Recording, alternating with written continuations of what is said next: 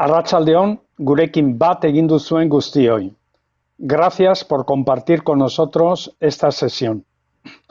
En esta conmoción social y desafío global que vivimos con la pandemia del coronavirus se plantea con toda su crudeza la ruptura del equilibrio que tenemos en el binomio seguridad y libertad. Parece que esta vez la libertad pierde por goleada. Vivimos una subordinación entusiasta, una excepción normalizada. Es como si hubiera llegado la nueva Inquisición que vigila desde los balcones. Nos hemos convertido en reaccionarios de día y solidarios a las 8 de la tarde. Es que los derechos civiles, la intimidad, la libertad, son lujos a los que renunciamos cuando se trata de salud pública. En Zarautzon creemos en los ciudadanos responsables, capaces de tomar decisiones para cuidar su propia salud y seguridad y la de sus conciudadanos y en todo momento y en todo lugar. En Zarautzon trabajamos para contribuir a que las personas actuemos como ciudadanos libres y responsables, para que nuestro comportamiento no se guíe únicamente y de manera acrítica por las órdenes e instrucciones de las autoridades. Pero para conseguirlo necesitamos información clara, información fiable. Los datos, los criterios y las pautas que nos llegan hoy desde las instituciones y las que nos ofrecen los medios de comunicación son ambiguas, cambian con demasiada frecuencia y difieren según provengan de los diferentes niveles de las administraciones. Y tampoco las orientaciones de los responsables de salud pública o de los ámbitos económicos están en sintonía. Y esto hace que algunos ciudadanos nos planteemos dudas, nos planteemos algunas preguntas. Hoy vamos a abordar algunas de ellas. Y para conversar sobre todo esto, nuestros invitados son personas cercanas, conocidas. Son grandes profesionales cuya entrega se acredita con una larga dedicación generosa y contrastada. Contamos en Zarautzon con el privilegio de la presencia de dos conciudadanos conocidos y reconocidos. Félix Zubiaga Olascuaga, médico de UCI en el Hospital Donostiarra. Arratsaldeon, Félix. Vaya, Arratsaldeon. Y Juanjo Álvarez Rubio, catedrático de Derecho Internacional Privado por la UPV, Premio Eusko Ikaskuntza Caja Laboral de Humanidades. Arratsaldeon baita ere, Juanjo. Arratsaldeon, guztioi. Ongi etorri. Eskerrik asko por vuestra presencia en Zarautzon y también a todas las personas que nos acompañáis desde vuestros hogares. Ongi etorri, bienvenidos.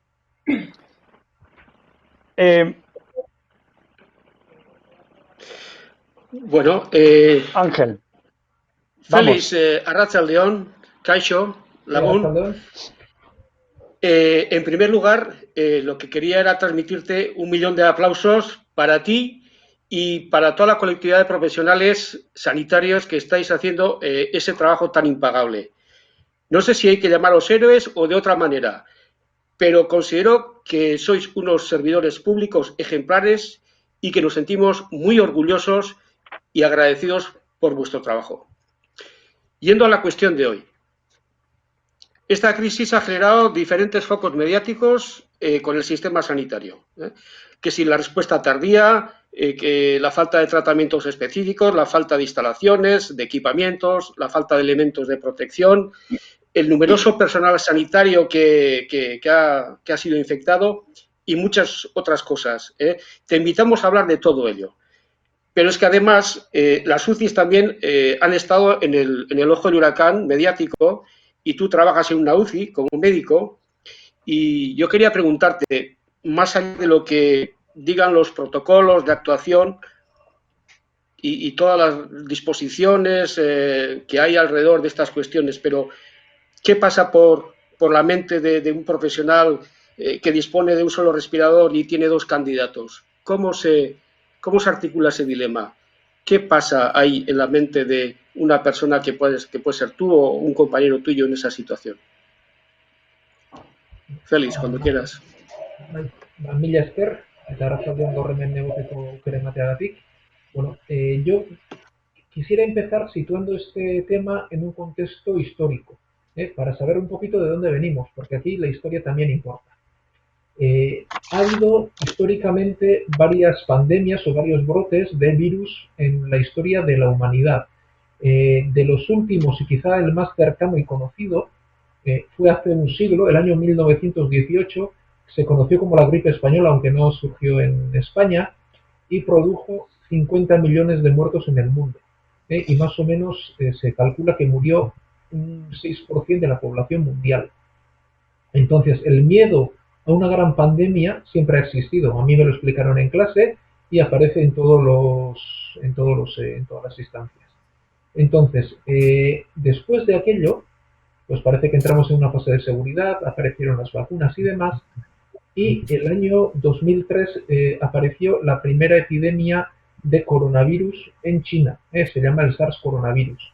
Era una epidemia que produjo unos 800 muertos en el mundo, tenía una enfermedad muy grave, pero muy poco contagiosa, y se consiguió aislar a los casos y controlarlo, aunque salió de China, principalmente en China y en otros puntos también. Bien, después, el año 2009, os acordaréis que apareció la gripe A. Entonces, en la gripe A, muy rápidamente la Organización Mundial de la Salud dio la señal de alarma, dio la señal de pandemia, los gobiernos se prepararon, se compraron mascarillas, se compraron equipos, se compraron respiradores, se hicieron planes de contingencia en los hospitales, se compró el tratamiento disponible que era el oseltamivir y no pasó mucho. Entonces hubo muchísimas críticas a todos los gobiernos por malgastar recursos, malgastar recursos públicos y decir que tenían intereses económicos en diferentes puntos, incluso pues que algunos se habían vendido. El año 2012 hubo una epidemia de MERS, otro parecido al coronavirus, esta vez en Oriente Medio, y también se controló fácilmente. Entonces, el contexto histórico que teníamos era de casos de coronavirus muy graves pero poco contagiosos y una experiencia el año 2009 en el que la previsión se criticó y bueno, pues se le dio mucha leña a muchos gobiernos y a muchos funcionarios por haber hecho previsiones. Y en ese contexto nos llegó el coronavirus del año 2019, el que vivimos. Entonces, inicialmente en China nos decían que era una enfermedad con una transmisibilidad media, y nosotros utilizamos un cálculo que se llama R sub 0, que es de una persona cuántos nuevos casos se contagian.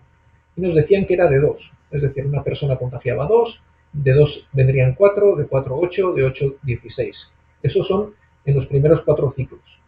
Y nos decían además que era una enfermedad, pues bueno, no tan grave, aunque sí tenía formas graves, y incluso hay publicaciones diciendo estos números y diciendo esta situación. Y la Organización Mundial de la Salud decía que la estrategia adecuada era aislar los casos sintomáticos, lo mismo que se habían hecho en los otros coronavirus. Entonces todo el mundo pensó que esto se iba a controlar en China, que no iba a salir, y que si salía pues eran casos muy puntuales que se iban a controlar fácilmente. ¿Y qué pasó? Pues que la información era incorrecta. Sí que llamaba mucho la atención que en China aislaron la provincia de Hebei, que tiene 62 millones de habitantes. Eso es como aislar Francia entera. Y sí que chocaba un poquito la estrategia de los chinos con la situación que había por detrás, pero parecía que se atribuía pues un poco a la situación política en China y demás. Y bueno, pues cuando nos llegó que hemos visto pues que ese R sub 0, la tasa de contagiosidad, era de 6, y que de un caso había 6, de 6, 36, de esos 36, 216, y esos 216 en 4 ciclos estábamos en 1.296 casos, no en 32. Entonces, ese ha sido el momento o por la razón de la expansión. Y vamos a decir, nos ha pillado sin previsión y sin recursos a casi toda Europa y al mundo occidental, vamos a decir, porque pues, se pensaba que se iba a controlar en China y si no se iban a poder aislar casos. Y se ha visto que no es así. Es una enfermedad muy contagiosa, los casos asintomáticos los siguen transmitiendo y por tanto es muy difícil saber quién lo tiene y quién no lo tiene. Y así hemos llegado a esta situación de tener una sanidad saturada en muchísimos sitios, las residencias de ancianos con una alta mortalidad, con una falta de equipos de protección en todo el mundo, y ese ha sido el motivo. Entonces, a mí Donald Trump no me gusta nada, pero en las críticas a China y a la Organización Mundial de la Salud, pues tiene parte de razón. Y en lo que os referís al dilema de la UCI, bueno, nosotros recibimos muchísimos pacientes al principio, de mediados de marzo hasta finales. Me acuerdo perfectamente, el día 11 de marzo llegó el primer paciente y después estábamos teniendo 8 o 6 ingresos cada día. Entonces, y esto mismo se ha vivido en otros sitios. Entonces, el dilema de un único respirador y 2 pacientes no es real. Es un dilema que ha salido mucho en la prensa, en los medios de comunicación, pero no es real. Nosotros continuamente estamos tomando decisiones en la UCI. De lo peor que nos podemos encontrar es una persona con una neumonía que no puede respirar porque tiene los pulmones llenos de secreciones y no es capaz de respirar. Eso nos obliga a dormirlo, anestesiarlo y conectarlo a un ventilador para ganar tiempo.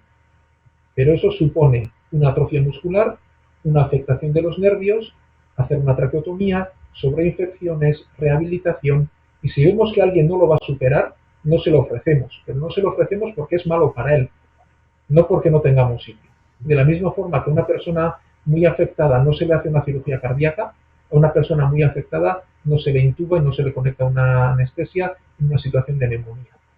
Y si yo tengo 2 candidatos y los 2 son candidatos aptos, ya buscaré el sitio para tenerlo. Y si ninguno es apto, no ingresará ninguno teniendo camas o no. Es decir, la decisión se toma según la situación mental de esa persona, su situación funcional y cómo tenga el cuerpo.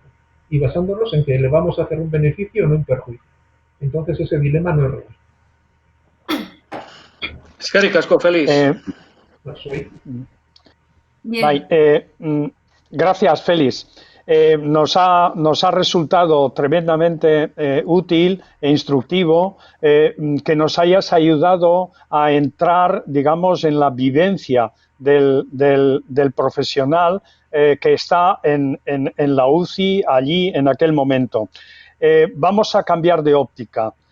Nos has ayudado a mirar con ojos de profesional sanitario al paciente.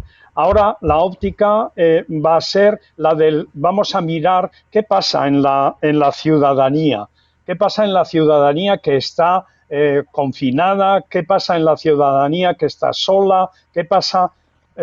Vamos a abordar con Juanjo esta óptica. Sí, esta pregunta es para Juanjo. Entonces, pues desde que estamos en estado de alarma se han implantado drásticas medidas. ¿Consideras que la actuación del Estado es demasiado intervencionista? Por ejemplo, ¿puede que las limitaciones de libre circulación se hayan convertido, de hecho, en un arresto domiciliario general? ¿En qué medida afecta todo ello al modelo de convivencia y organización social de nuestra comunidad? Bueno, menuda pregunta, Natalia, para arrancar, pero en primer lugar, arratsalde on guztioi, y también quería arrogarme la representación de seguro todos los que están oyéndonos para agradecer a Félix, y en nombre de Félix, aunque sea retórico, la labor que estáis haciendo, ¿no? Porque pasar de lo que acabas de comentar a lo que ahora plantea de manera muy interesante Natalia, revela la relativización que hay que hacer de todo en la vida, ¿no? Nos creíamos invulnerables, nos creíamos una sociedad imbatible, creciendo y creciendo, solo socializando en general el ocio y los elementos como el deporte que despierten la épica y olvidando lo esencial que somos las personas, cada una de nosotras, ¿no? Y de nosotros, ¿no? Y cuando enfrentas un problema de salud que hasta ahora lo conocíamos en el terreno familiar, en el terreno personal, y confrontar eso con la res pública, con la cosa pública y con el derecho, pues es una complicada mezcla, ¿no? Es una situación de gravedad desconocida. El derecho en general llega tarde a las situaciones, casi nunca actúa preventivamente, y en este caso tiene resortes que es una ley del estado de alarma, excepción y sitio. Se optó por el estado de alarma, que cabría recordar que se ha aplicado una vez en democracia, que fue cuando aquella famosa huelga de los operadores aéreos, ¿no? De los controladores aéreos, teníamos ese precedente y se optó en un estado de emergencia sanitaria obvia, por los datos que ha apuntado Félix, por ir al estado de alarma, ¿no? Y a partir de ahí es evidente que se han adoptado medidas que desde un punto de vista estrictamente jurídico desbordan lo que es el estado de alarma. Seguramente cualquiera de quienes estáis ahora participando en este diálogo podréis decir, bueno, ¿qué trascendencia tiene, ¿no? Yo lo último que haría es entrar en una cuestión de disquisición técnica, pero sí creo que la legalidad tiene que servir para marcar pautas sociales. Pongo un ejemplo solo de este mediodía. Que se abra la vía para los menores, igual luego hablaremos de eso, de los grupos vulnerables y de los menores, y que se interprete lo que debiera de ser una limitación al derecho de circulación, diciendo que los menores pueden ir acompañados de un mayor de edad, ¿no?, de sus padres, solo a la farmacia a hacer las compras y no a tomar el sol en un jardín, en la calle, sin posibilidad de contagiar a un tercero. No sé, Félix me corregirá, pero desde el punto de vista de salud pública tienen mayor riesgo de ser contagiado o de contagiar en el Eroski que en el parque de enfrente de casa, ¿no? Entonces, hay determinadas decisiones que si las cuestionas parece un punto de frivolidad ante lo que está ocurriendo, ¿no? Pero creo que como democracia activa, como sociedad, que igual que estamos mostrando, creo que buenas dosis de civismo, de solidaridad, de disciplina, de humanismo, también creo que podemos valorar esta cuestión, ¿no, Natalia y Félix? Yo, si me permite, muy bien. Sí, la decisión de hoy a la tarde es una auténtica barbaridad. No se puede pues tú tienes autoritas permitir, para evaluarla. no se puede permitir a los niños salir a la calle, hacer la compra, bueno, no por la compra, o sea, a entornos donde haya más gente y no dejarles pasear en entornos sin gente. Sería ya muy discutible el confinamiento al 100% que se ha planteado al principio. Pero bueno, sabemos que ante falta de tratamiento y ante la ola que teníamos y al no saber quién era contagioso y quién no, se necesitaban medidas universales. Todos en casa, y yo fui uno de los que lo defendió públicamente. Pero una vez dicho eso, el levantar las medidas de aislamiento tiene que ser de uno en uno o en los menores acompañados de sus padres en espacios abiertos, no en espacios cerrados. A mí me parece una auténtica barbaridad.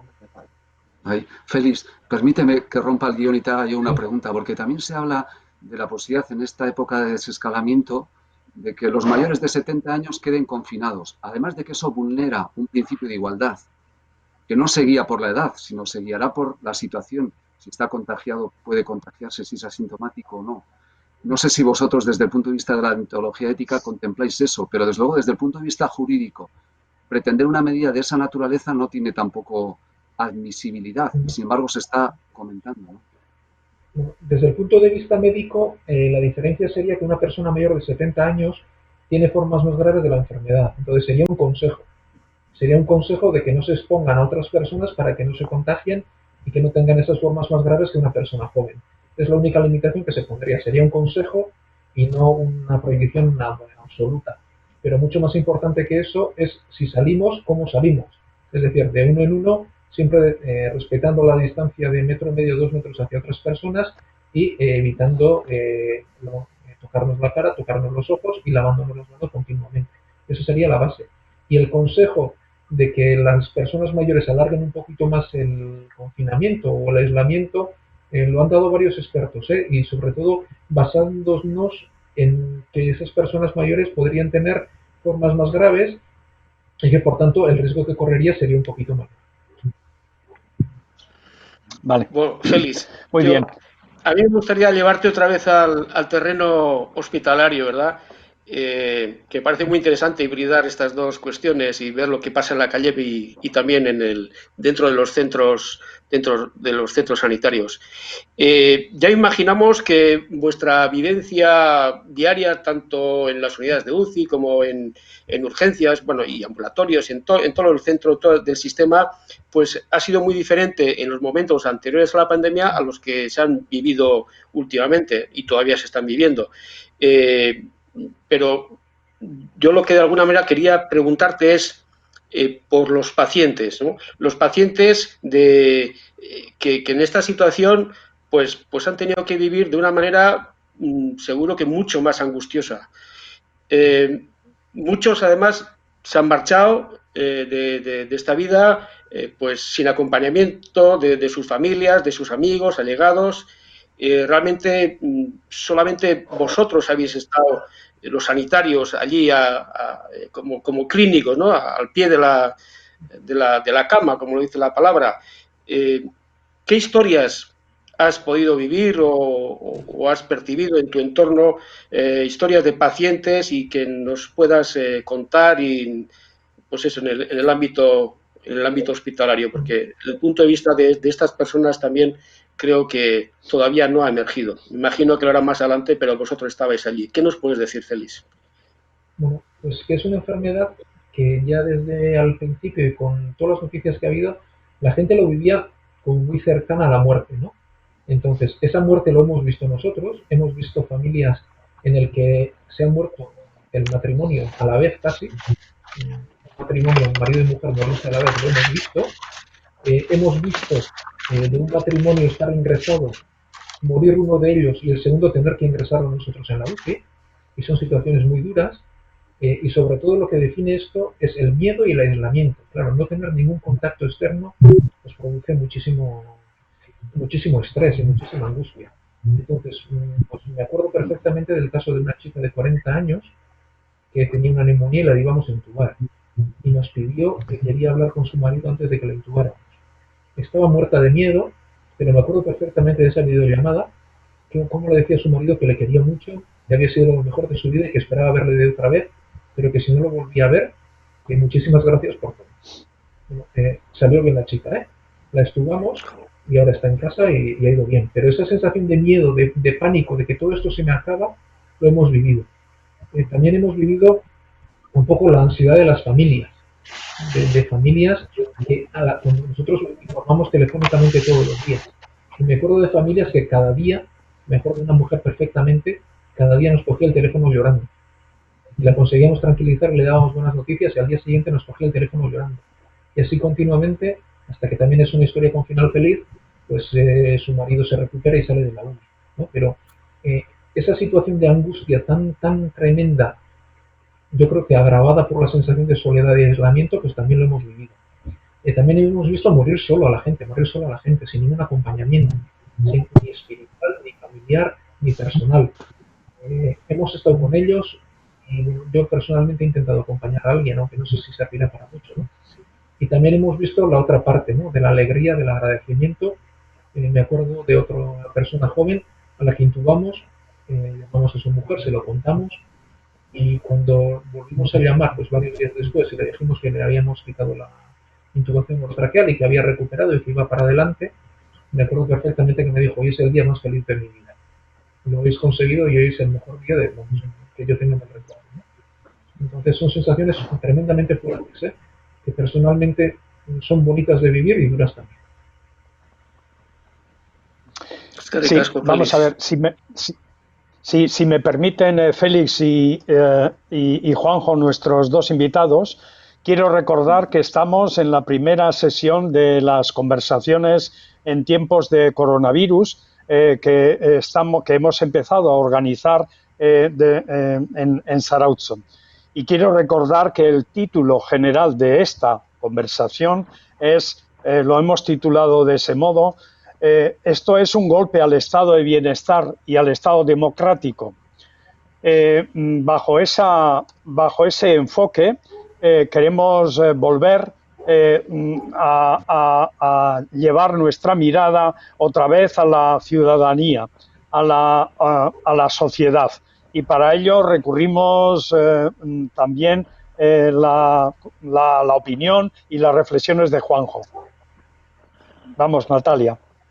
Sí, bueno, pues volvemos a preguntar a Juanjo y ahora sobre el control telemático y nuestros derechos individuales, Juanjo. Aunque la causa sea evitar la extensión de la pandemia, ¿es posible aplicar de modo general el control telemático de todos los ciudadanos? ¿Nos debe preocupar la deriva policial que afecta a nuestros derechos individuales? Y es más, ¿se están poniendo en peligro las bases de la civilización occidental basada en el individuo y sus derechos? Son también preguntas potentes, ¿no? Primero, el marco legal en el que se está actuando es un decreto, el que decretó el estado de alarma, que de alguna manera se apoya en la Ley General de Salud Pública y en dos leyes, en concreto la llamada Ley Mordaza de Seguridad Ciudadana y otra tercera ley que regula toda la dimensión de la protección civil, ¿no? Lo primero que habría que indicar es que el modelo por el que optó el Gobierno es un modelo de limitación y, sin embargo, de limitación, por tanto, no de suspensión de los derechos, ¿no? Limitar un derecho es que el derecho sigue existiendo y que se restringe en parte su ejercicio. En el caso de un estado de excepción, el caso sería en el que definitivamente se elimina el ejercicio de ese derecho durante el tiempo de la excepción. ¿Y qué está ocurriendo en diferentes contextos? Pues que en realidad lo que se está convirtiendo es en excepción la norma, ¿no? Es decir, en este momento lo que hay es una prohibición de circulación, y la prohibición de circulación en un estado de alarma no es posible, en un estado de excepción sí. No es cuestión de ponerse técnico en esta cuestión, ¿no? No sé, toda la dimensión sancionadora puede parecer un elemento anecdótico, y otra vez después de escuchar a Félix mucho más, ¿no? En una gran mayoría de ciudadanos, en Euskadi hay 13.000 expedientes instruidos, ¿no? La pregunta que cabría hacer es si se están llevando adelante de manera correcta o fundamentada, o si la interpretación de no usar el espacio público es que no puedes subir a la azotea, o si la libertad de expresión puede verse afectada, o si bajo el argumento de sacrificar en el altar de la seguridad derechos y principios fundamentales podemos aceptar el juego de unas determinadas apps, unas determinadas formas de cobertura de 40 millones de móviles, que se dice que de momento no va a tener otro tipo de utilización, ¿no? Para eso hace falta confianza, ¿no? Y en un momento como este, la confianza es la institución silente más importante. La tenemos en las personas, Félix, que nos estéis ayudando, la tenemos entre nosotros apoyándonos solidariamente. Es difícil, pero es que además yo creo que en el poder hay un propósito en muchas ocasiones de exacerbar esa sensación de miedo que te paraliza, ¿no?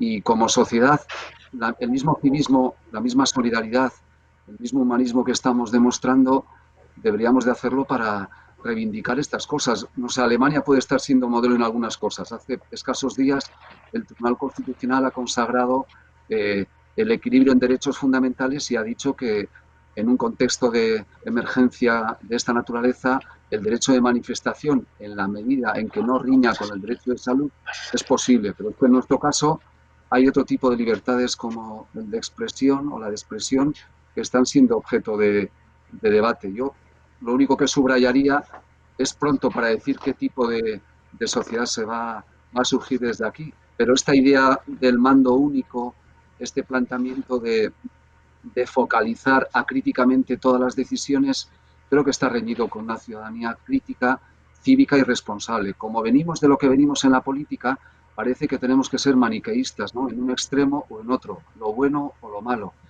Yo creo que es perfectamente posible una dimensión y la otra, ¿no? De allá si va a llegar a haber un cambio de modelo, yo quisiera pensar que no, pero me quedaría con una idea, ¿no? Vivimos en una sociedad en la que se nos ha repetido hasta la saciedad que hay que respetar la legalidad, que el cauce es la legalidad. Hombre, para respetar lo que se está haciendo deberían haberse hecho dos cosas, o alternativas, o modificar la ley orgánica buscando el apoyo parlamentario de todas las fuerzas y sustituir el estado de alarma incluyendo más cosas de las que hoy recoge la ley, o decretar el estado de excepción. No se ha querido hacer ni una cosa ni la otra. Se ha dicho que seguimos en alarma y extendemos una serie de medidas que no tienen cobertura en ese contexto, ¿no? Y bueno, no es, otra vez, y termino, una mera cuestión de ser tiquismiquis en lo legal, sino de reivindicar desde el punto de vista de la ciudadanía la existencia de unos derechos. Yo creo que eso es elemental, como también que se estén suspendiendo los plazos administrativos en cualquier contexto y no en los expedientes sancionadores, ¿no?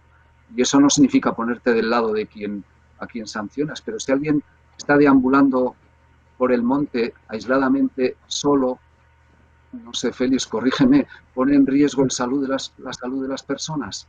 En esta etapa en que estamos, por ejemplo, en este momento, porque eso se interpreta hoy día como una sanción grave al amparo de la Ley de Seguridad Ciudadana y de Protección Civil, y yo creo que fiar a la sanción el civismo no es una buena compañera. Hay que basarlo en que realmente se nos haga partícipes de las decisiones, no se nos trate, con perdón, como minoría de edad desde el punto de vista de sociedad, ¿no? Y se coparticipe. Yo creo que ese elemento de transparencia también sería muy importante en esta cuestión.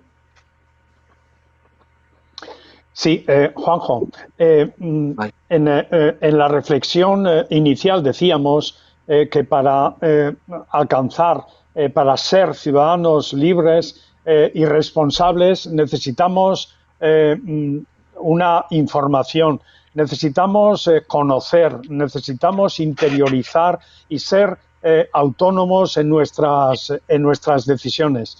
Desde el punto de vista de acceso y disponibilidad a la información que vamos teniendo la ciudadanía, información en este caso ofrecida por las autoridades, por todas las autoridades, ¿estimas que es clara, pertinente, eficaz o realmente estamos viviendo un batiburrillo y un cruce de informaciones a veces muy normativistas, pocas veces realmente pedagógicas? ¿Cómo valoras esta cuestión de acceso y disponibilidad de información?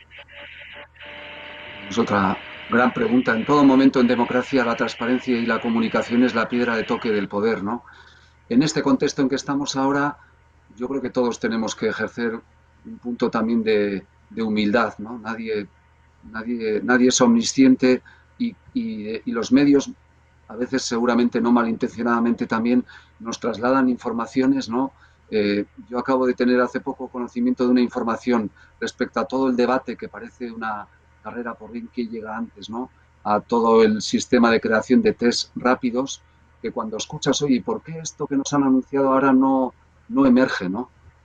Se generan a veces falsas expectativas, se generan bulos, ¿no? También, pero desde el punto de vista de lo gubernamental, de ese mando único, yo lo que demandaría es que además de estadísticas y de información, nos pudieran transmitir algo más, ¿no? Y cuando digo algo más, me refiero a que pudiera haber un debate en relación, evidentemente escuchando en primer lugar a los técnicos, pero la pregunta te la devolvería comentando algo que creo que todavía no es público, y es que el gobierno central ha encargado a una consultora americana los pasos a seguir para desescalar. ¿Y qué busca con eso? Pautar y decir, he seguido el orden que me ha marcado alguien y por tanto no soy responsable y solo voy a informar a la ciudadanía cuando tenga tomada la decisión, o contrastarla, ¿no? Yo creo que a veces la incerteza, la duda, sinceramente mostrada y trasladada a la ciudadanía, genera más empatía que discursos de aparente fortaleza dialéctica y que en realidad no te están diciendo todo lo que se conoce, ¿no? Entonces creo que sería importante esa vertiente comunicacional clave en ese aspecto. Y lo segundo es que esto no distingue, me refiero a la enfermedad, ¿no? Tiene algo que ver con Saramago y ensayo sobre la ceguera, ¿no? Te puede llegar a cualquiera, y esa solidaridad inducida por entender que todos podemos ser destinatarios de ello nos debiera hacer estar menos presos de la política y de la dimensión pública. No digo, por supuesto, prescindir de todo ello, ¿no? Pero ser capaces de reaccionar como sociedad como lo estamos haciendo ahora, de una manera tan disciplinada, ¿no? Que creo que merece la pena confiar en nosotros, porque esa confianza en nosotros no tiene que derivar del buenismo de pensar que bien lo hacemos, sino de pensar que es la única forma a través de la cual poder gestar resultados positivos de todo esto. Que ahora hay también una carrera por el intento de decir cómo va a cambiar la sociedad. Yo me fío más de cómo nos estamos comportando individual y colectivamente como ciudadanía, y la gran pregunta es cómo conectar eso con un punto de catarsis, porque estamos en un estadio de crisis sanitaria. Vamos a pasar a una crisis económica, ya la está sufriendo una gran parte de la población, que va a ser una durísima meseta, y lo último será probablemente una crisis política, ¿no?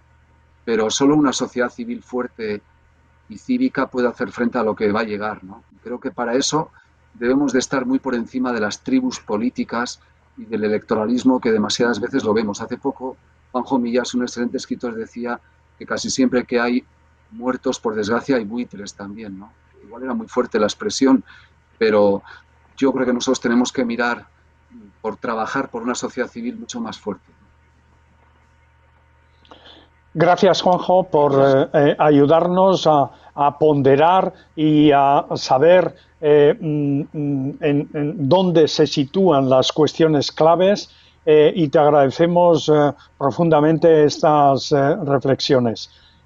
Volvamos al testimonio directo de las vivencias que Félix nos está aportando con toda la fuerza y con toda la emotividad y el testimonio personal en estas, digamos, en las situaciones de cada una de las personas enfermas que están siendo tratadas en una situación, digamos, extrema. Vamos a abordar otra vez la mirada desde el profesional sanitario. Bueno, Natalia. Félix, bueno, creo que le voy a preguntar otra vez a Félix algo a lo que anteriormente él ya se ha referido, como han sido las medidas de confinamiento y que él ha dicho que en su momento, ante la situación que se venía encima o que ya estaba ya eclosionada prácticamente, él también fue favorable y realmente los resultados están ahí, están demostrando pues que desde un punto de vista sanitario la decisión fue incuestionable, ¿no? La del distanciamiento social, y que eso ha servido para cortar en una buena parte la transmisión vírica. Ahora bien, la pregunta podría ser ¿qué escenario temporal tiene estas medidas de confinamiento? Ya parece que algo se van a ir liberando, pero ¿qué calendario, qué expectativa podéis mirar o podéis lanzar a las personas que pues ya llevamos mucho tiempo y que necesitamos también tener una información que nos permita ir dando sentido a toda esta renuncia de libertades que estamos haciendo, ¿no? Como personas, tanto la capacidad de movimiento y todas las cuestiones que están derivadas de esto. Pero es que, además de esto, y reconociendo que son necesarias y efectivas, se anuncian algunas medidas como las llamadas o los llamados arcas de Noé, ¿no? Que tampoco sabemos exactamente lo que va a ser, cómo van a ser.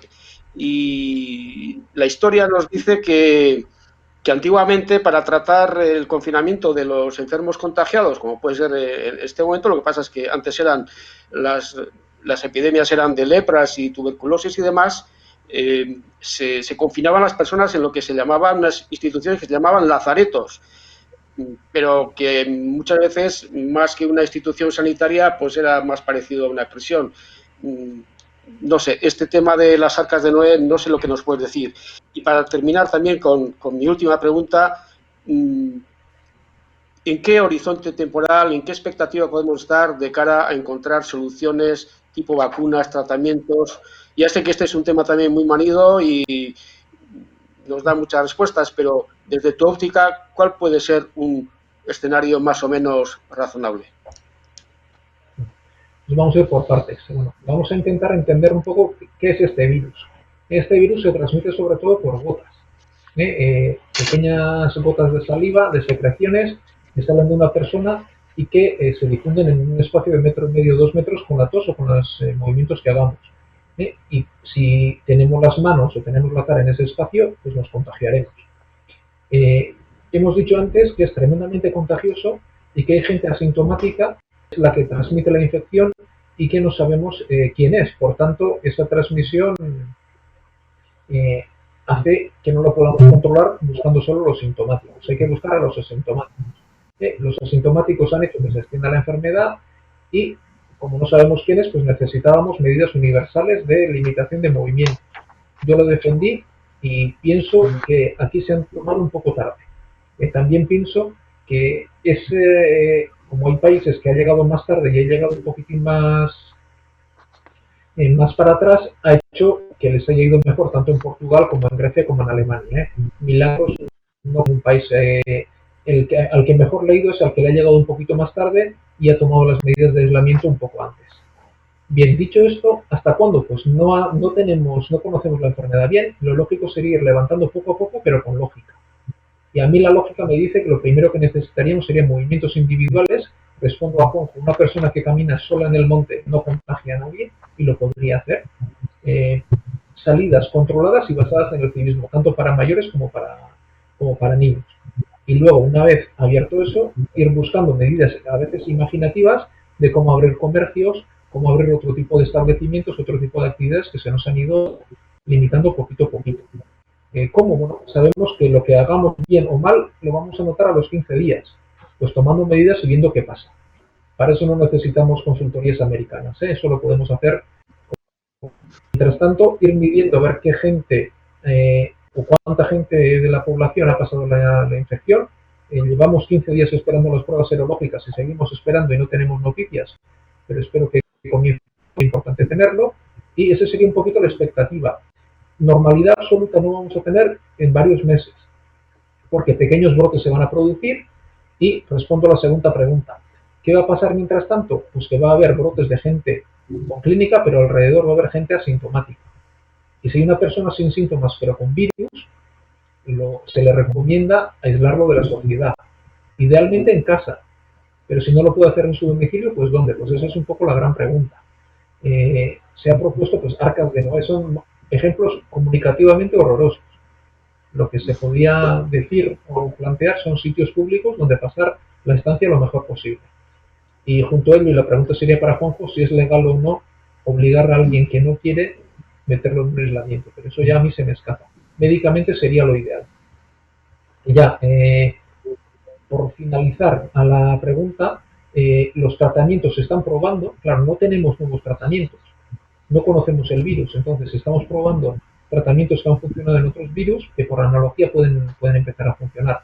Aquí ha habido también una especie de carrera a ver quién era mejor, quién era más listo, quién lo hacía mejor y quién tenía hasta la fórmula a veces milagrosa o la poción mágica para tratar esto. Y se ha hecho fatal. Necesitamos ciencia y necesitamos tiempo para decirlo. Los resultados los tendremos en 2-3 meses. Y la vacuna que ya está desarrollada y que se está probando, porque hay que ver si es segura o no y si es eficaz o no, bueno, se espera más o menos que en el plazo de un año esté. Aquí también hay una guerra comercial por detrás. Digo como ejemplo que la compañía Johnson & Johnson, por ejemplo, que os sonará de champús y demás, también tiene una rama farmacéutica, ya tiene la producción hecha.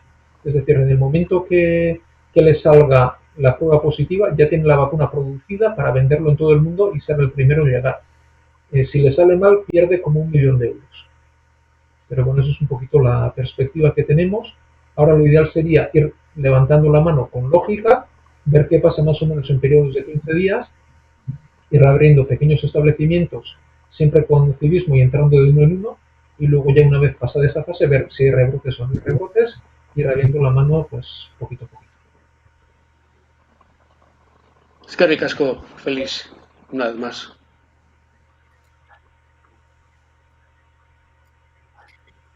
Bueno, Da y gusto ahora... escucharte, Félix. Vale, Disculpa, digo, Es que ricasco a ti también, porque parece que es un binomio este popurrí que estamos haciendo, pues encaja bien o suena bien. Yo, y la pregunta es, Juanjo, aprovecho la oportunidad. ¿Sería legal obligatoriamente confinar a alguien con un virus asintomático y que no se quiera confinar? Vale. En un estado de alarma no. Y en mi opinión, sin autorización judicial, un encierro forzoso, aunque sea en el María Cristina, es un encierro forzoso en beneficio de un interés público, y si lo hay fundamento para ello, pero requeriría, en mi opinión, autorización judicial. No puede haber una previsión que vulnere ese derecho y no hay cobertura en el estado de alarma en concreto para ello. En mi humilde opinión, habría que recurrir a un recurso judicial. No tendría cobertura, teniendo presente que los intereses jurídicos protegidos en un caso y en otro es la salud del resto de la ciudadanía y el derecho a la libertad personal de quien no lo quiere hacer de manera obligatoria, ¿no? Habría una cobertura judicial para poderlo hacer, pero si vivimos en democracia, esa tendría que ser la vía, ¿no? Lo mismo que ocurre, entiendo, Félix, en los internamientos psiquiátricos a otro nivel, con una gran diferencia, Sí, y es que aquí el interés que está enfrente no es la salud mental de la persona que no quiere ser internada, sino que hay terceros intereses como es la salud pública en juego. Pero tal como está la cobertura legal normativa a día de hoy, para adoptar esa medida de no ser voluntaria requeriría autorización judicial. Son dos Sí, perritos que... en la línea en la que estáis hablando, un poco son sobre, o sea, sobre nuestros derechos y responsabilidades. Y la última pregunta que tengo, Juanjo, va dirigida a ti en este aspecto.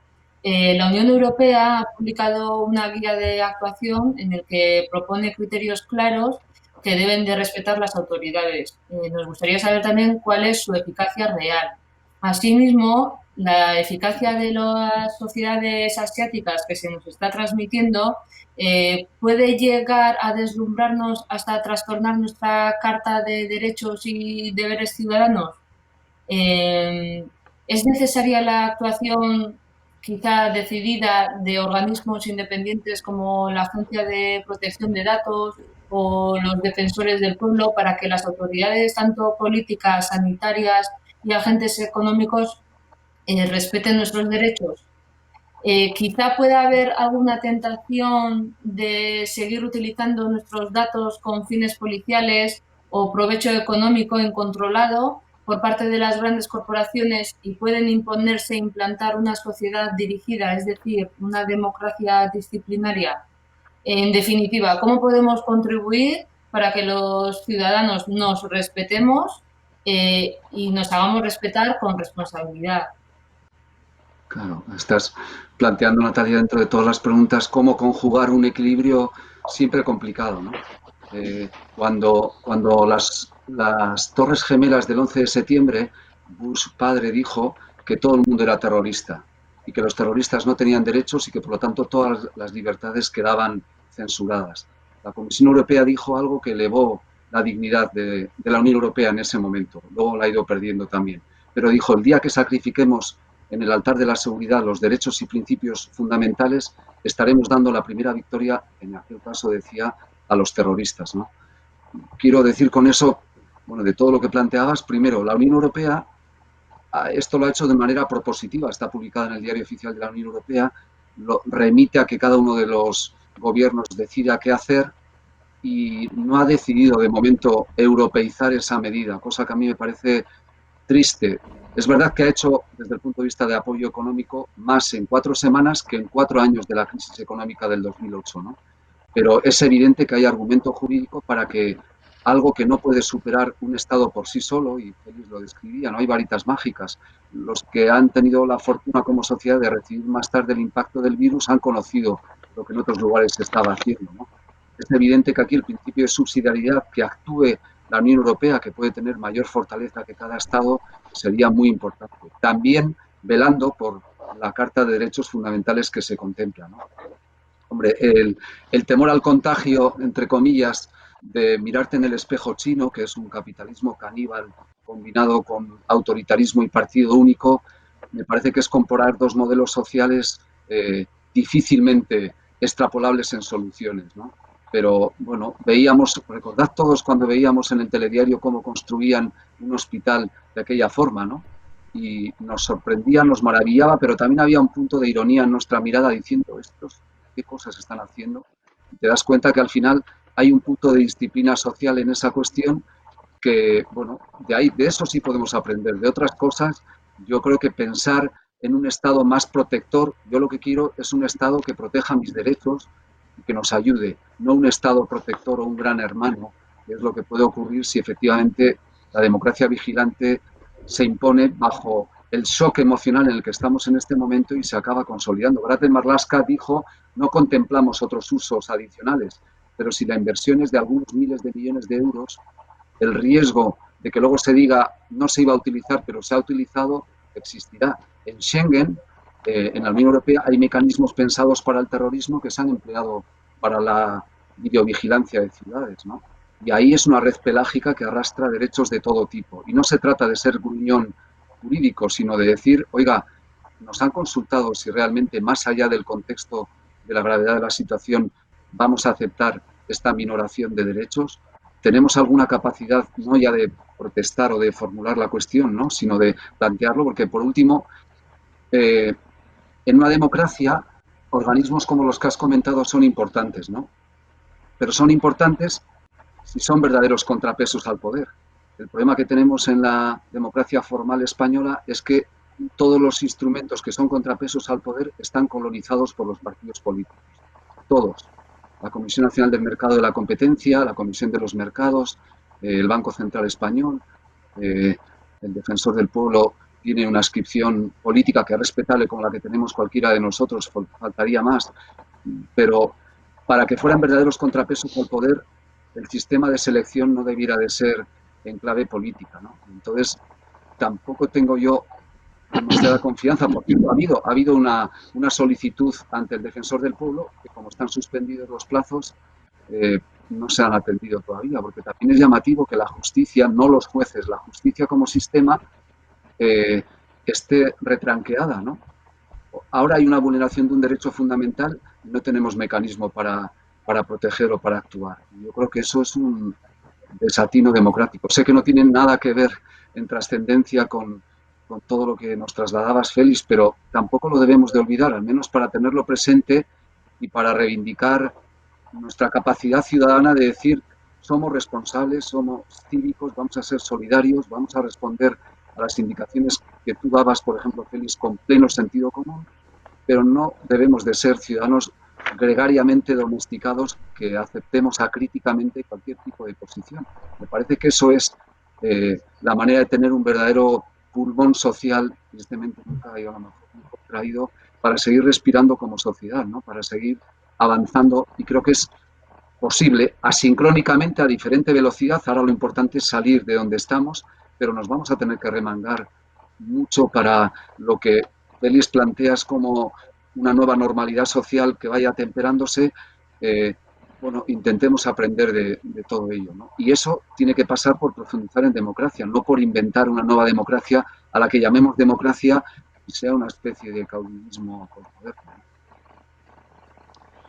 Bien, llegamos a la última parte de esta conversación y queremos dar paso a las preguntas que los participantes que están con nosotros en esta conversación nos están pasando. Queremos agradecer a Agustín, a Cristina, a tantos otros que nos han planteado ya algunas cuestiones, y ahora mismo quería plantear dos, una para Juanjo y otra para Félix. Para Juanjo, Juan Antonio nos participa una reflexión. Parecería que hubiera un gran consenso que después de esta pandemia deberíamos de cambiar nuestros modos de vida, que debe de haber cambios sociales en la organización, en la organización social, humana, política, etcétera. Pero él nos pregunta: ¿qué clase de cambios? ¿Qué cambios se apuntan y cuáles son necesarios? Para Juanjo. Es buena pregunta para la que no tengo respuesta, Juan Antonio, porque está habiendo también ahora una especie de carrera, ¿no?, por la prospección. Cuando todavía no hemos salido de donde estamos, construir el futuro, sabemos que no va a ser, lo único que sabemos es que no va a ser como lo que teníamos hasta ahora. Lo que yo no quisiera es renunciar a poderlo moldear entre todos nosotros, ¿no?, a no caer otra vez en inercias sociales, que no digo que esto haya motivado el virus, digo que sencillamente tenemos que ser capaces de readecuar ciertos ámbitos sociales desde ese punto de vista. Eso es lo que aceptaría decir, porque lo leí hace poco. Estamos en un momento en lo social y en lo político y en la geopolítica parecido a lo que pudo ocurrir cuando cayó el muro de Berlín. Hubo 6 o 7 meses en que no se sabía qué iba a ocurrir. No se sabía qué iba a hacer la Unión Soviética, que entonces estaba viva políticamente todavía, y ahora se está diciendo tantas cosas. En el 2008, en la crisis, Sarkozy dijo: vamos a refundar el capitalismo. Cuando las Torres Gemelas del 11 de septiembre, se dijo: va a llegar la Tercera Guerra Mundial. Ninguna de esas previsiones han ocurrido. Yo me fío más de poner el acento en las personas, en la capacidad de ser elementos tractores, no ser un elemento. La pregunta es cómo tocar a la tecla para lograr transformar elementos y aspectos que debiéramos de hacer, ¿no? Esa es para la cual no tengo respuesta, pero lo que tengo claro es que es un momento también, un momento Suez, como en 1956, en que el Reino Unido dejó de ser potencia mundial en el sentido de la que llevaba la batuta, a pesar de que ahora lo quieran retomar, supuestamente volviendo a un absurdo concepto de imperio. Lo que va a ocurrir geopolíticamente es que el mundo va a virar hacia el Pacífico y hacia el sudeste asiático claramente. Y nosotros deberíamos de empezar a pensar, en mi humilde opinión, también en Euskadi, en que cooperemos y compitamos menos, en que tengamos menos dependencia energética exterior, en que tengamos la capacidad de mirar al sector primario, en que tengamos la capacidad de consumir internamente, que no ser autárquico ni encerrarte en una cueva, que seamos capaces de, en lugar de robarnos a empresas unos, trabajadores de empresas unos a otros, cooperemos en proyectos, en que haya a nivel europeo una política industrial que permita que no confundamos ciencia y tecnología, ¿no, Félix? Que creo que se ha confundido. La ciencia va mucho más lenta que la tecnología y como vivimos presos y cegados de la tecnología, creemos que con hacer un clic se va a llegar la vacuna u otras cosas, ¿no? Que asumamos ese tipo de realidad, ¿no? Si, de todo eso no sé qué mundo van a hacer, pero yo creo que mirarnos más a la persona y ser más maduros como sociedad me parece que sería un resultado como mínimo favorable para cuidarnos mucho mejor entre nosotros, ¿no? Y tener otra vez, recuperar confianza en nosotros mismos y entre nosotros.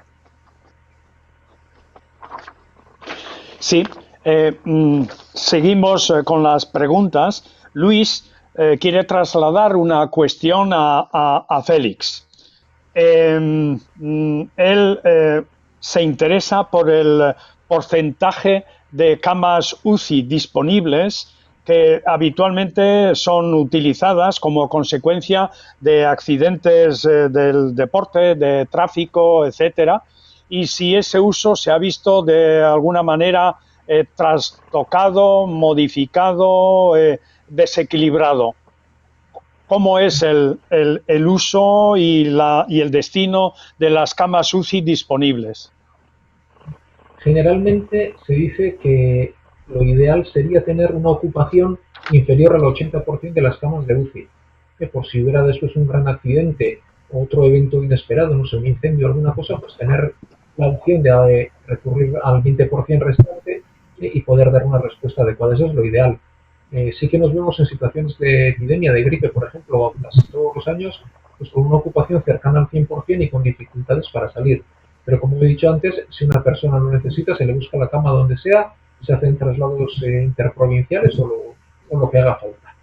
Bien, generalmente la ocupación por pacientes con accidentes de tráfico, accidentes del deporte, politraumatizados, anda alrededor de un 10% de las camas de UCI. Entonces, lo que sí hemos visto es que con este confinamiento pues se han reducido un montón tanto los accidentes laborales como los accidentes de tráfico, los relacionados con el deporte. Aunque, si me permitís contar una anécdota, sí hemos tenido un caso de una persona que estaba haciendo rappel en el patio de su casa en este confinamiento por matar el tiempo que tenía que atender. Pero bueno, eso queda casi en anécdota, o sea que sí que lo hemos visto. Pero sí que sé es que en una situación de mucha gravedad, pues los recursos a veces son insuficientes y necesitamos tener un plan B preparado para que no nos pille una oleada. Vamos a ver, hay una persona que nos pregunta acerca de las posiciones, opiniones y contribuciones de un biólogo que se llama Judy Mikovits. Y quisiera trasladar la pregunta a Félix, porque en la opinión de este biólogo, este virus ha salido de un laboratorio y consecuentemente, bueno, pues ha comenzado el proceso de infección. ¿Cuál es tu opinión a este respecto? Pregunta dirigida a Félix. Sí, bueno, esta idea de que el virus ha salido de un laboratorio pues está bastante extendida. Parece que no, parece ser que no y parece que con mucha seguridad. Es un virus que surge en otros animales, van cambiando y de ese virus adquiere la capacidad de pasar a los humanos y de ser contagioso entre humanos. Yo creo que el laboratorio lo estamos creando nosotros a nivel mundial destrozando ecosistemas y poniéndonos en contacto con animales con los que nunca habíamos estado, destrozando ecosistemas, comiendo animales o están entrando en contacto con animales salvajes que llevan el virus, que para ellos no es peligroso, pero sí que nos llega a hacer a nosotros, ¿no? Entonces, yo no creo en situaciones conspiranoicas, aunque la hipótesis de la guerra biológica y demás existe por detrás, pero yo creo que eso por detrás tiene un trasfondo mucho más importante, es como sociedad o como mundo, ¿no? ¿Qué estamos haciendo con el planeta y cómo estamos destruyendo ecosistemas? Eduardo nos plantea, y esta es una pregunta para Juanjo. Él nos pregunta que, bueno, hace primero una reflexión en el sentido de que todas las medidas de respuesta, tanto en el ámbito social como económico, obligan a digamos, al endeudamiento público. En el caso y la capacidad de España en este sentido es limitada, y en el caso de que el respaldo de la Unión Europea no se confirmara o fuera tan, digamos, tan pequeña y con tantos remilgos, ¿cuál será o cómo podría afectar al futuro del proyecto europeo? Juanjo. Una gran pregunta, porque bueno, la solidaridad de la que tanto se habla en Europa es una solidaridad relativa, porque lo intergubernamental, es decir, los 27 jefes de Estado o primeros ministros de cada uno de los 27, solo miran a sus ciudadanos.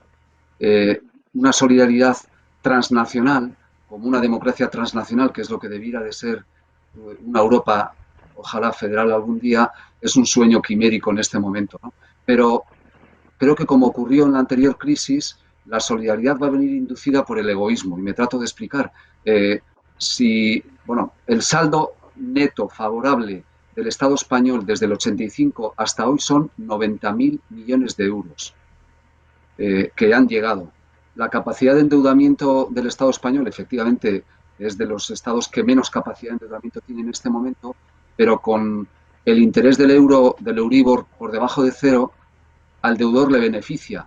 La pregunta no es cuánta deuda te van a permitir emitir, sino cuánta liquidez te van a permitir adquirir las instituciones europeas. Eso es lo que se está debatiendo, y lo que se ha propuesto es, efectivamente, mutualizar la deuda, ¿no? Claro, mutualizar la deuda, es decir, que la aseguremos todos y que, por lo tanto, la liquidez que llegue venga garantizado por los 27, no se puede decidir de la noche a la mañana, porque requiere también mutualizar otro tipo de cosas. Por ejemplo, acabar imponiendo una imposición directa europea que dé músculo al proyecto europeo, y tarde o temprano va a haber alguna medida. Por cierto, Holanda no está para dar lecciones, porque es lo más parecido a Luxemburgo en la época de Juncker, que es un paraíso fiscal dentro de Europa.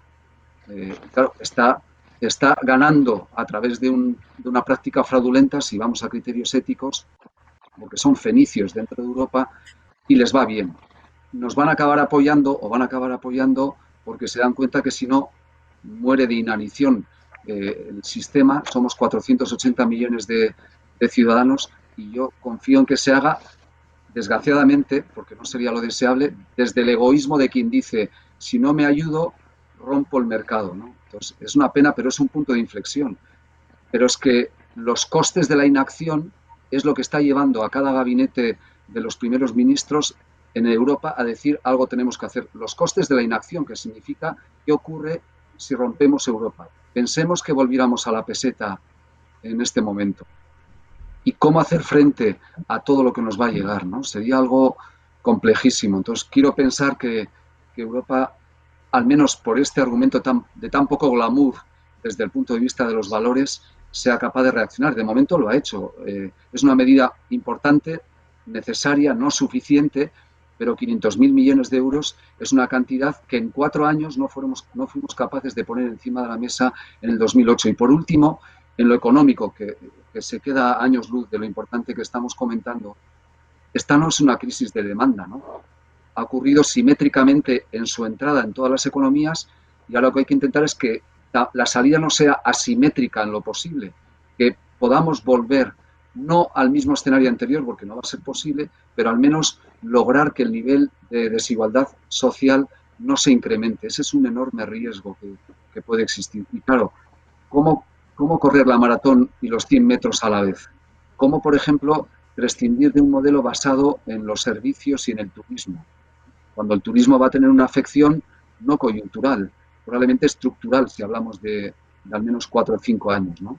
¿Cómo cambiar todo eso? ¿No? Son, desde luego, muchas más preguntas que respuestas que de momento exigen superar la dimensión de Euskadi, la dimensión estatal, e ir a un proyecto más europeo. ¿Sí?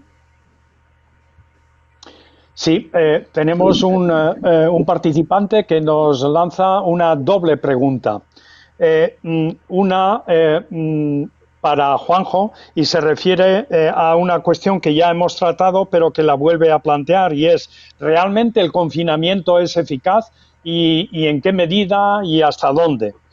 Y nos plantea una segunda cuestión, esta imagino que para Juanjo, en una situación de pandemia, cuando todo el mundo y todos los recursos de conocimiento y de tecnología se ponen a contribución para la búsqueda o bien de un tratamiento o bien de una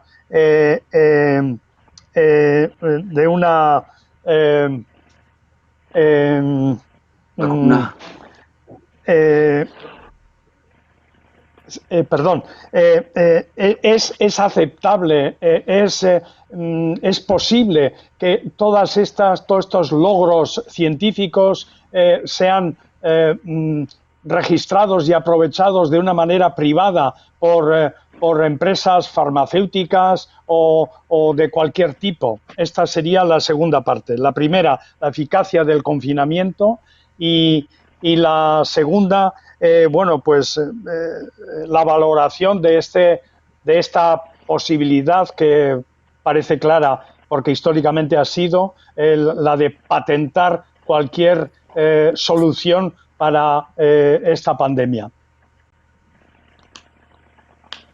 Igual Félix en primer lugar, ¿no? Félix, ¿te parece? Sí, bueno, vale. Yo intentaré responder a las dos cosas.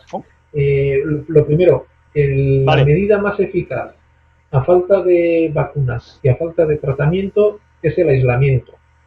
Aislamiento de los casos que sepamos que son positivos, tanto por síntomas, pero el reto que tenemos en esta enfermedad son los asintomáticos. Por tanto, hay que hacer test importantes y retirarlos, vamos a decir, o apartarlos del resto de las personas para evitar su contagio, pues, a aquellas personas asintomáticas.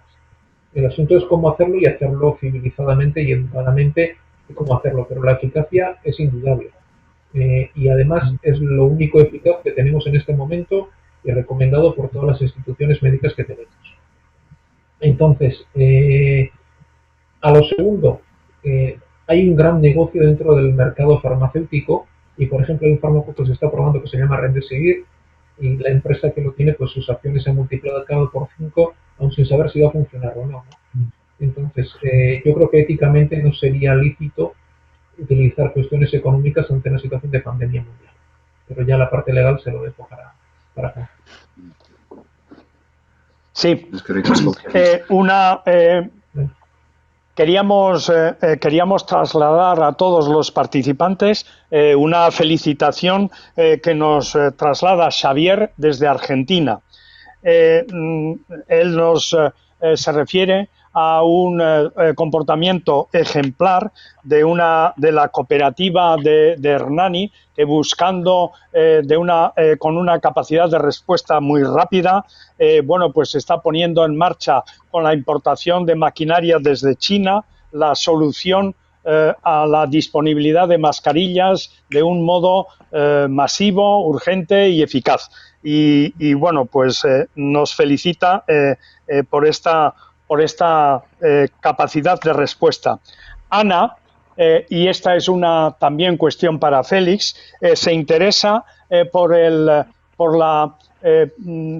realidad o limitación de la situación de inmunidad de aquellos enfermos que han superado todo el proceso, pero que a la vuelta de unos días o de unos meses pueden volver a reincidir. ¿Cómo lo ves? Aquí también ha habido, en esta maraña de información o pseudonoticias que nos mandan continuamente, pues uno de los temas que se ha dicho es que las personas se pueden volver a reinfectar. Y eso no está demostrado. Bueno, es más, es falso. Nosotros utilizamos test para saber si una persona se ha curado o no. Son test que detectan virus, pero no son test infalibles. Entonces puede ser que una persona que ya se esté curando tenga muy poquitos virus y un día le haga el test y salga negativo porque no lo he pillado y a la semana salga positivo, pero la persona tiene el mismo proceso y no se ha vuelto a reinfectar. Entonces no se conocen casos de reinfección. Sabemos que las personas tardan más o menos unas 4 semanas en producir defensas, anticuerpos ya definitivamente, y de momento lo que sabemos es que estas personas quedan inmunizadas y que no se reinfectan. La duda es si estos anticuerpos van a durar un tiempo limitado, 2-3 años, o van a ser de por vida. Pero esta respuesta la tendremos lógicamente después de 2-3 años. Ahora no se puede responder. Pero la reinfección inmediata no se produce. Y una vez pasada la infección, la persona se queda inmune por lo menos temporalmente y por medios y por unos meses. Sí, Andoni nos plantea también una cuestión, otra vez para Félix. Parece que existen dos cepas de este virus y que la cepa europea es más difícil de tratar o más maligna. Es así, y eso en Zarauz en concreto, es decir, conocemos la incidencia de cada una de las cepas. No, esto no es así. Ya perdonará a Andoni, pero no hay 2 cepas de coronavirus COVID-2019. Es un virus que muta muy poquito. Uno de los riesgos que tenemos es que el virus mute y que de aquí a un año vuelva otra vez como otra epidemia, incluso pudiendo reinfectar a los que lo han pasado. De momento, por lo menos, no se conocen grandes mutaciones. Es un virus que cambia muy poquito. Y no existen 2 cepas. No existe una cepa asiática y una cepa europea. Y en Europa lo estamos viendo es muy parecido a lo que se está describiendo en Asia.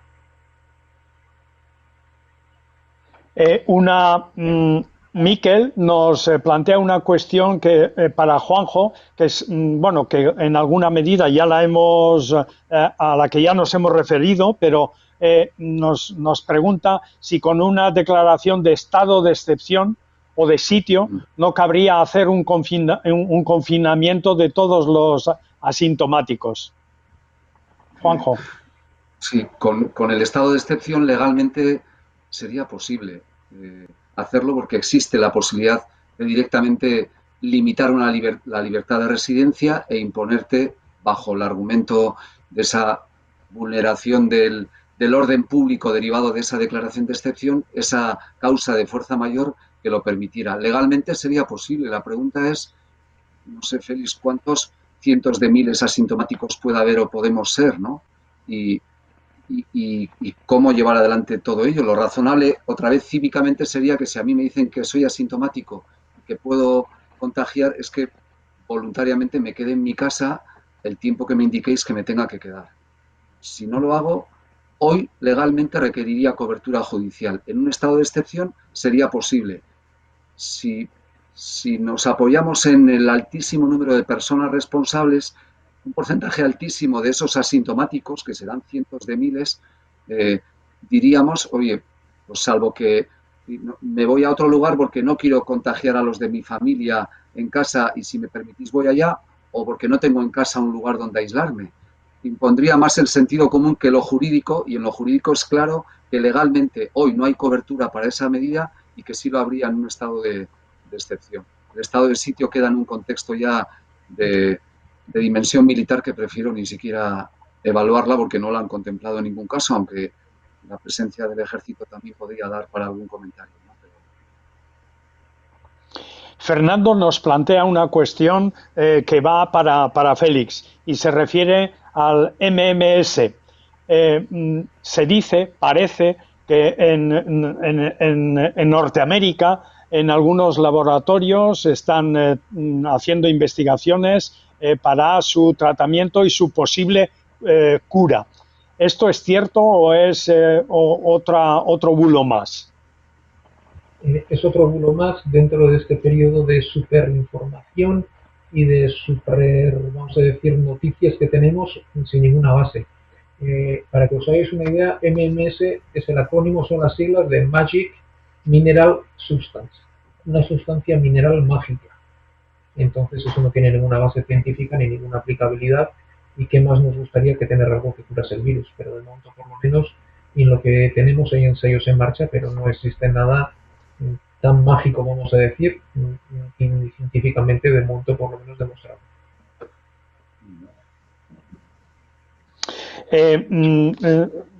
Agustín nos plantea una cuestión respecto a los expertos.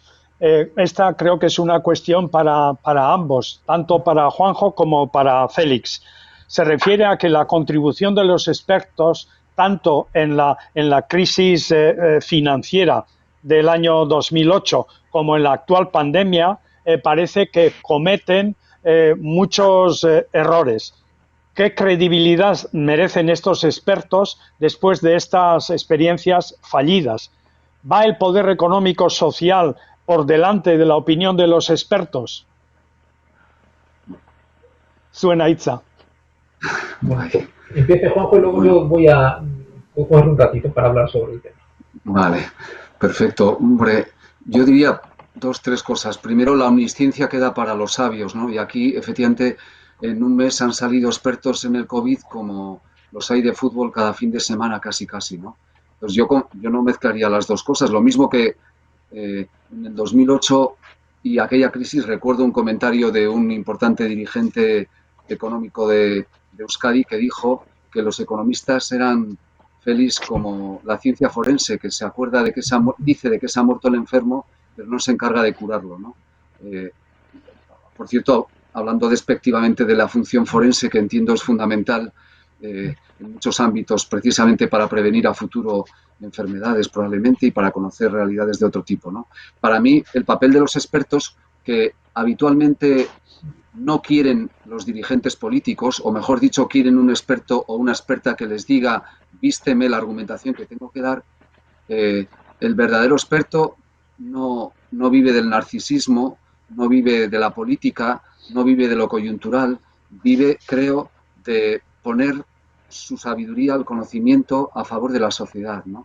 Y eso es un valor en sí mismo. Los sasi expertos que los hay, que buscan el momento para encontrar la notoriedad, que no el mérito, pues es otra cosa, ¿no? Pero yo creo que la democracia requiere de expertos para conocer, y más en situaciones como esta, y creo que es fundamental. No se podría concebir la gestión de lo público si el experto no diera a conocer a la sociedad su opinión, ¿no?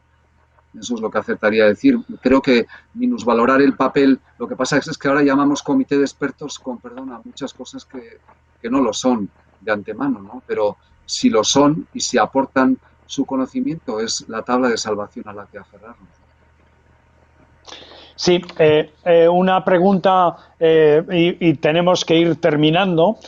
Agradecemos otras preguntas que siguen llegando de Amaya, bueno, pues de Denis y de otras personas, pero no las vamos a poder atender porque ya nos vamos acercando al final, y quería plantear una pregunta, digamos, a ras de calle.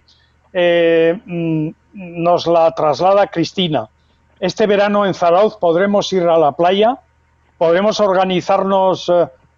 ¿Cómo vamos a organizarnos para mantener la distancia de seguridad, teniendo en cuenta que aquí sube y baja la marea?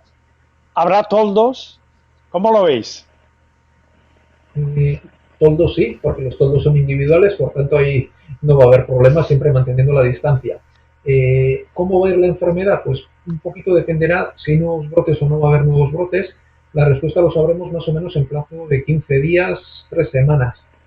Si al hacer las medidas de aislamiento y al aumentar el contacto no hay muchos nuevos casos, podremos ir a la playa.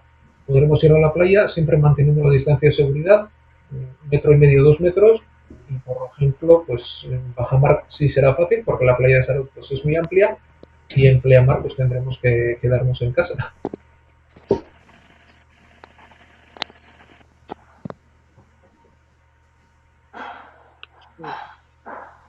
Y la cuestión de los expertos, Félix, que ibas a comentar algo sí, tú, creo, ¿no? Sí. A ver, la palabra experto viene de experiencia. Entonces, tener experiencia en algo nuevo es casi imposible. Por tanto, desconfiemos de expertos que hablen de lo nuevo con una sapiencia al 100%. Decir algo con una rotundidad cuando es nuevo es para mí una postura falsa y eso no se puede decir. Por tanto, siempre hay que hablar con precaución y siempre hay que hablar con su medida. Dentro de eso, sí que hay gente que sabe de estos temas, que conocen el tema y pueden ser, pues, su opinión puede ser muy válida y la necesitamos, pero ojo con gente que tenga milagros mágicos, que tenga la verdad absoluta y que lo conozca todo, porque ante lo nuevo no existe experiencia y si no hay experiencia no hay expertos. Eskerrik asko. Bueno, ahora vamos a ir terminando y me gustaría, bueno, pues daros la palabra tanto a Félix como a Juanjo, pues para que digáis vuestras últimas conclusiones. Vale, hemos tenido un pequeño problema técnico y el moderador, que es José Mari, pues algo le ha pasado, ¿vale? Entonces por eso he tomado ahora la palabra y bueno, empiezo por Félix, si quieres. Para terminar, pues un mensaje pues para todos los ciudadanos y a los zarauztarras y no los zarauztarras que te estamos viendo. Pues antes que nada, eskerrik asko denoi, muchas gracias por todos los mensajes de apoyo que nos están llegando. Agradecer también a Saranzón un foro de este tipo y tener la forma de hablar con tranquilidad y de poder hablar en un tono tan pausado y por lo menos para mí reflexivo, me ha gustado un montón. La segunda reflexión es que tenemos que cuidar a los cuidadores en general, a los sistemas públicos de cuidado, residencias de ancianos, sanidad y demás. No nos podemos acordar de ellos cuando la cosa va mal. Nos tenemos que acordar de los científicos siempre.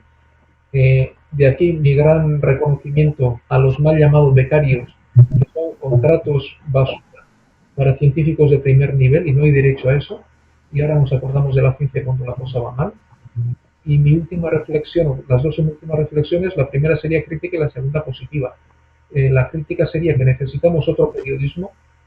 No podemos basarnos en un periodismo que busque la noticia continuamente, sea titular continuamente, blanco o negro, sin una reflexión. Eso no produce ciudadanos críticos y lo necesitamos. Y por último, la gran reflexión es que el individualismo mata. Y se ha visto una vez más que necesitamos una red social, que todos dependemos de todos y que una red social fuerte nos hace más fuerte a todos. Bueno, formidable resumen, Félix, eskerrik asko. Bueno, doy paso ahora a Juanjo y luego Ángel a ti, pues para que terminemos de despedirnos. Juanjo, aurrera. Eskerrik asko, ni labur ere. También agradeceros a Zarauzón y a la cantidad de gente que hay en el chat. Se ve que está participando nadie cautivo, sino haciendo un ausolán de reflexión que a mí al menos me eleva la autoestima como ciudadano. Me ha parecido un placer compartir con Félix toneladas de sentido común y de lógica. Me gustaría pensar que al día siguiente todo esto, en Osakidetza tengáis la oportunidad de buscar un momento de tranquilidad y de sosiego. Sois más necesarios que nunca y como sociedad me gustaría ser como Sartori pesimista constructivo, ¿no? Las cosas no están bien, están complicadas, pero si hacemos las cosas bien como sociedad, como colectivo, y eso pasa por cada uno de nosotros y de nosotras, ¿no? El que está cuidando a sus aitás, a sus hijos, el que está atendiendo a las indicaciones que se nos da y que a la vez tiene una dimensión cívica que es nuestra fortaleza. Yo creo que canalizar todo eso me parece que es algo que solo ocurre con momentos tan catárticos, de proporciones tan tectónicas como lo que está ocurriendo en estos momentos, ¿no? Entonces, pensemos en pequeño para lograr grandes soluciones a través de la sociedad. Me parece que esa sería la vía y haciéndolo de manera reflexiva me parece que es la manera de lograr avanzar. Tener un pozo de destilación de las cosas que hoy nos has contado, por ejemplo, Félix, es importante, nos hace mejores ciudadanos también para entender muchas cosas y yo creo que Zarauzón, una vez más, al menos habéis ofrecido esa posibilidad, así que eskerrik asko de nuevo. Eskerrik asko, Félix. Para terminar, eskerrik asko denoi, gracias, moltes gracias, y anunciaros que tenemos la intención de realizar otras nuevas sesiones de estas conversaciones en tiempo de coronavirus. Hasta pronto, adeu, adiós, gracias, agur. Agur de noi. Agur.